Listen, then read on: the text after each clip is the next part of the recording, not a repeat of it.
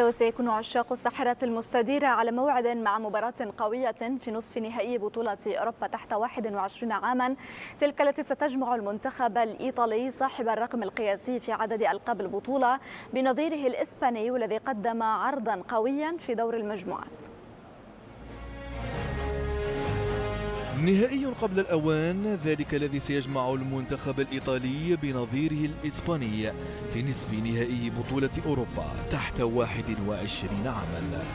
الأزرق الأتسوري الذي سبق له أن توج بلقب هذه البطولة 5 مرات لا يزال يبحث عن لقب سادس، والجماهير الإيطالية تثق كثيرا في هذا الجيل الجديد بتشكيلة متماسكة وحارس موهوب يعتبر من أبرز ركائز الفريق الإيطالي.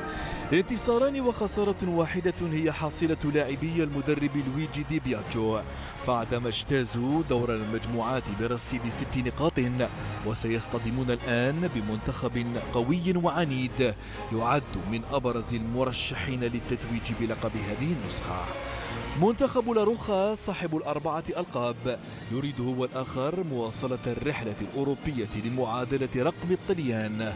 تشكيلة المنتخب الإسباني الذي تعج بعناصر قوية تمتلك الخبرة اللازمة في مثل هذه المناسبات الكبيرة، على غرار أيقونة ريال مدريد ماركو أسينسيو وصول المتألق في صفوف الجار أتلتيكو مدريد، بالإضافة إلى ساندرو مهاجم مالاغا وديني سواريث لاعب برشلونة. منتخب قوي أثبت علو كعبه في هذه النسخة بعدما حقق 3 انتصارات متتالية ليتجاوز دور المجموعات بالعلامة الكاملة، مسجلا في الوقت ذاته 9 أهداف. هي مواجهة قوية والجماهير لا تزال تترقب من سيتفوق في هذا الحوار بين المدرستين الإسبانية والإيطالية.